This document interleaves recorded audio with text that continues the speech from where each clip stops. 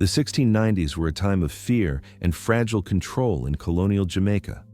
The island was booming with sugar wealth, but beneath the surface, tensions smoldered. Thousands of enslaved Africans, many of them Coromantee, fierce warriors from the Gold Coast, worked the plantations under brutal conditions. To the British, they were laborers. To themselves, they were soldiers biding their time. What few realize today is that Jamaica nearly faced a full-scale revolution long before Tacky's Revolt or the Haitian Revolution.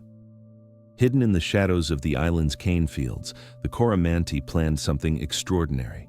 A conspiracy to overthrow British rule, burn plantations, and reclaim the island for themselves. The plan was bold, intricate, and terrifying to the colonists. From whispers in the slave quarters to coded signals across estates, the Coromantee built a network of resistance. Their goal was nothing less than the destruction of Jamaica's slave system. If it had succeeded, the Caribbean might have seen its first free black republic nearly a century before Haiti. But betrayal, fear, and colonial firepower stood in their way.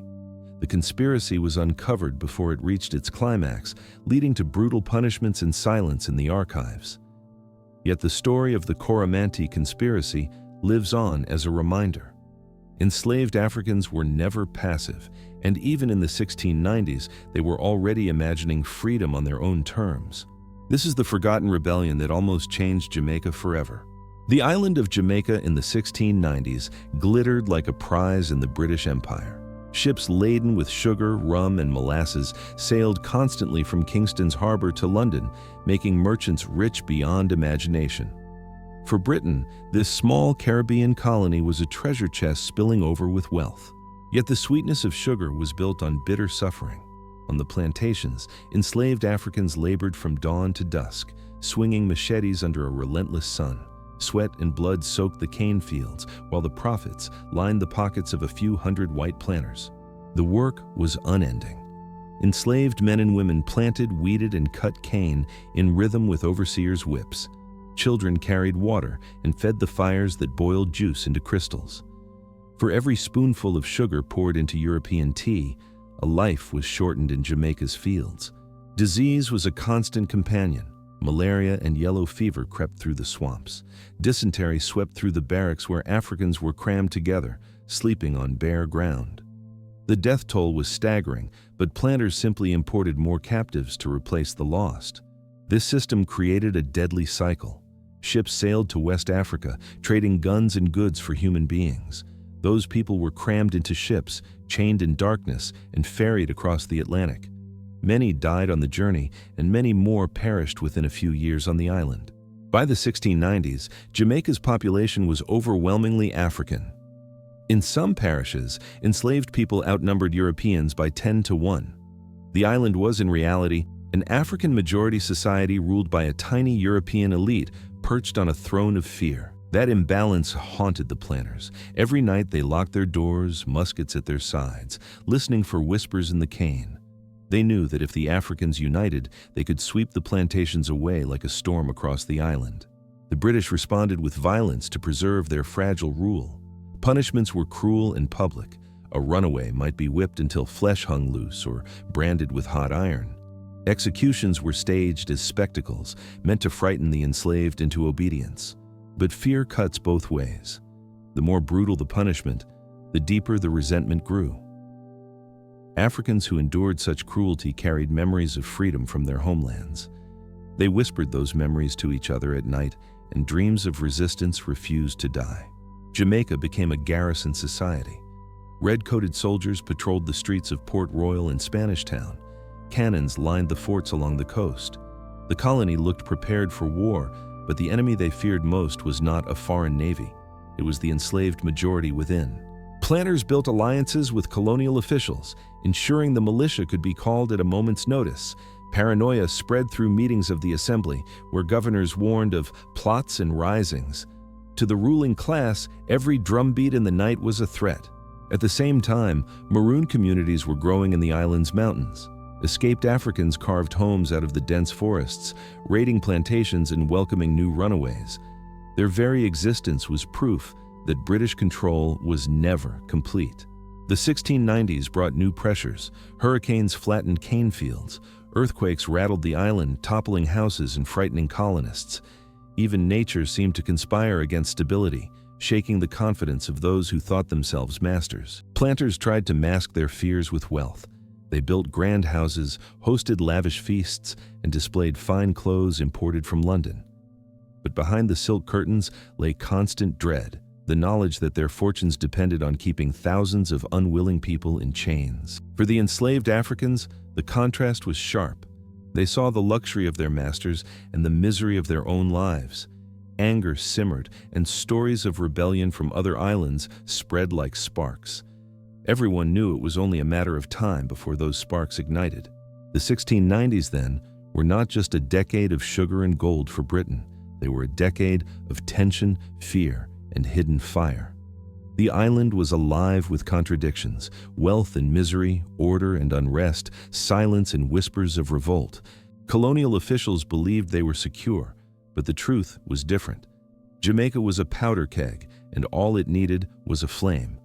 That flame would come in the form of the Coromantee, whose warrior traditions and defiance would bring the island to the edge of transformation. The British colonists gave them the name Coromantee. It was not the name they called themselves, but a label taken from the port of Coromantee on the Gold Coast of Africa. To the planters, it became shorthand for strength, pride, and defiance. The Coromantee were primarily Akan-speaking people from present-day Ghana. They carried with them a rich culture of storytelling, drumming, and rituals that tied them to their ancestors. More importantly, they carried memories of kingdoms that had taught them how to fight. Many of the men brought to Jamaica were not simple farmers. They were warriors who had seen battle in Africa's shifting wars between states like Asante, Fante, and Denkaira. They understood weapons, strategies, and the discipline of organized combat. On the plantations, these qualities did not disappear. Even in chains, the Coromantee carried themselves with a soldier's bearing. Overseers often remarked that they were proud and difficult to tame. In reality, they were refusing to surrender their dignity. This reputation struck fear into the planters. While they valued the Coromantee for their strength in the cane fields, they dreaded their tendency to resist. Whispers of plots often began with the same phrase: "The Coromantee are planning something." Among the enslaved, the Coromantee were respected. Their boldness inspired others who felt crushed by despair. Songs and stories passed through the quarters spoke of their courage, reminding everyone that chains could still be broken. Their cultural practices also gave them unity. Night drumming, secret gatherings, and coded songs allowed them to share plans without overseers fully understanding. What sounded like rhythm to outsiders could be instructions to insiders. The Coromantee also believed deeply in ancestral protection. Warriors invoked spirits before battle, asking for strength and guidance. On Jamaican soil, far from their homeland, these traditions became weapons of hope in the struggle for survival. The British viewed them as dangerous, but danger is another word for power. By the 1690s, Jamaica was full of Coromantee men and women who had not forgotten their past. They were waiting for the right moment to turn memory into action. This mix of warrior heritage, cultural solidarity, and unbroken pride made the Coromantee more than laborers. They were the spark waiting in the powder keg of Jamaica. And when the chance came, they would prove that they were not property, they were soldiers of freedom. Life on the Jamaican plantations was a daily grind of exhaustion and brutality. From sunrise to sunset, enslaved Africans cut cane, carried loads, and endured the lash of overseers. But beneath the surface, the Coromantee were watching, listening, and planning. In the slave quarters at night, whispers carried more than stories. People gathered in circles, speaking softly about their homelands, their ancestors, and the possibility of freedom. Each word was a spark, passed from ear to ear. The Coromantee knew they were not alone. Across the island, others shared their anger, men and women from Igbo, Congo, and Yoruba backgrounds. The dream of resistance united people who otherwise spoke different languages and came from different regions. Drums played a secret role. To planters, the sound was just rhythm, but among the enslaved, beats could carry hidden messages. A certain pattern could mean, "Gather tonight," or "The overseer is asleep." Music became a language of defiance. The memory of Africa was another weapon. Warriors remembered tactics of ambush, defense, and deception. Farmers remembered how to survive in forests and mountains. Healers remembered plants that could be used to treat wounds or poison enemies. Runaways who had joined maroon settlements brought back stories. They told of free communities in the mountains where Africans lived beyond the reach of planters. These tales proved that escape and survival were possible, even on hostile ground. Each act of resistance, no matter how small, added to the growing fire. Refusing orders, breaking tools, or slowing work were ways to fight back. But the Coromantee were aiming for something larger, a coordinated uprising that could shake the island. The 1690s gave them an opening. Hurricanes devastated crops. Earthquakes rattled the island. The colonists seemed vulnerable, distracted by nature's wrath. To the enslaved, it looked like the ancestors were preparing the ground for change. Rumors of rebellion spread quietly. Some believed the time was near. Others feared the risk was too high. But one truth united them all. Life in chains was no life at all. The question was not if they would resist, but when. Thus the seeds were sown. Hidden in whispers, drumming, and memory, a conspiracy was taking shape. And soon, the Coromantee would be ready to turn those seeds into fire. The conspiracy did not appear overnight. It grew slowly, fed by conversations in the fields, whispered prayers in the night, and coded rhythms on the drums. The Coromantee wove together anger, memory, and strategy into a dangerous design. At the heart of the plan was destruction. The conspirators spoke of burning cane fields and torching plantations. Fire would be their ally, turning the sugar that fed empire into smoke and ash. Weapons were scarce, but the Coromantee were resourceful. They crafted blades from cane knives, sharpened farm tools into spears, and planned to seize guns from the colonists once the first attack began. Every tool had the potential to become a weapon. The plotters aimed for surprise. They would strike at night when planters were drunk or sleeping in their great houses. At the sound of the signal, enslaved workers from multiple plantations would rise at once, overwhelming their masters. The plan was bold, but it was also clever. The rebels knew that victory on one plantation meant little. Only a coordinated strike across estates could challenge the British grip. Unity was their only path to freedom.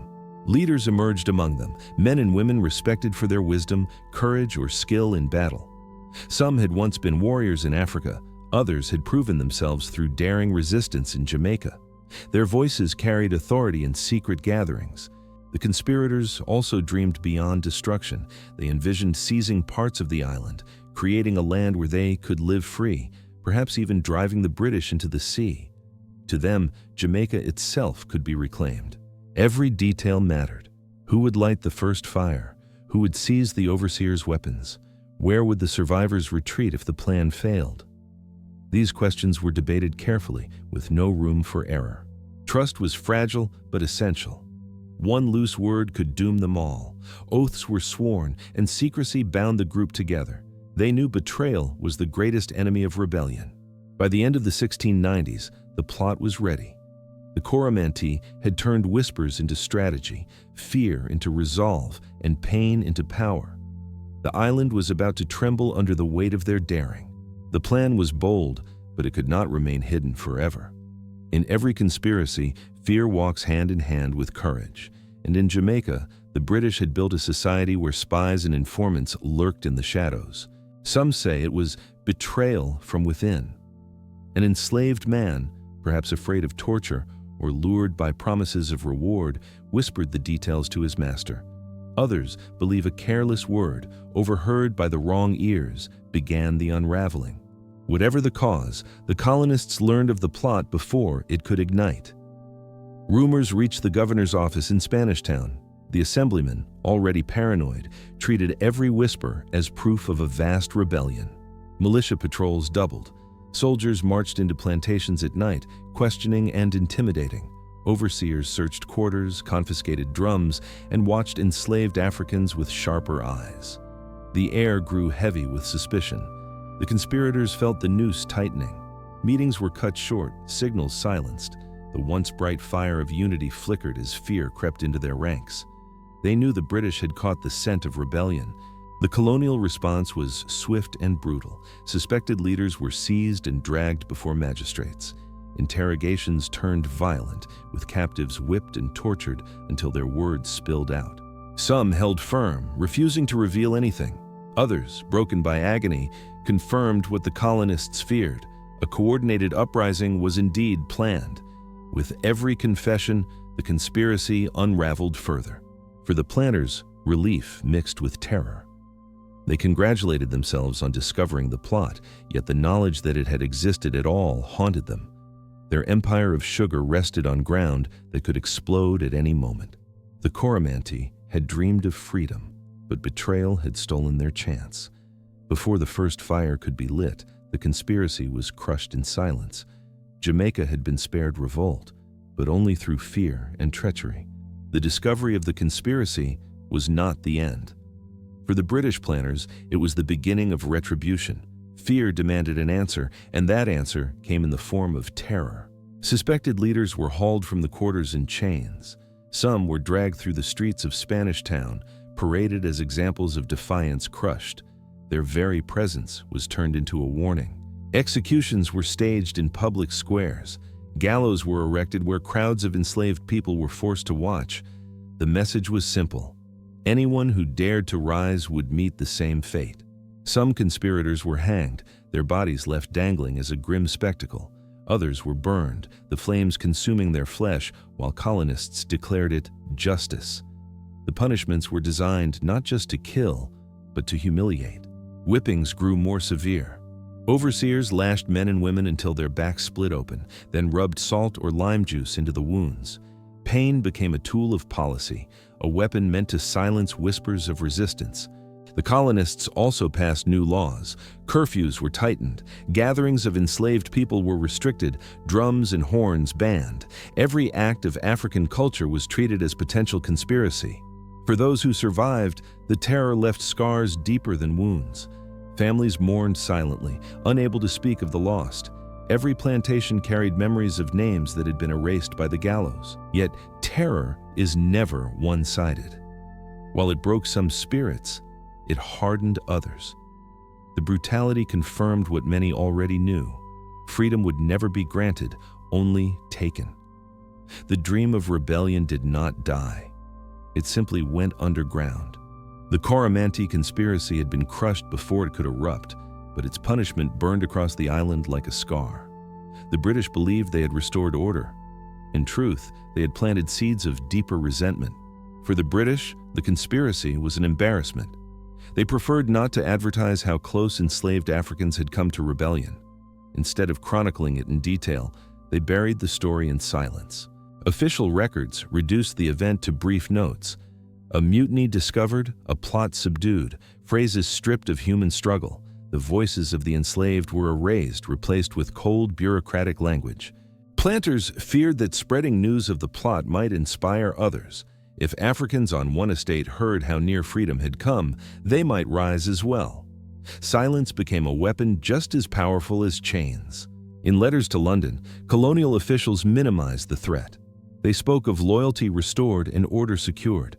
Rarely did they admit that the island had stood on the brink of war, but the enslaved themselves remembered. They carried the story in whispers, passing it down in fragments to children and grandchildren.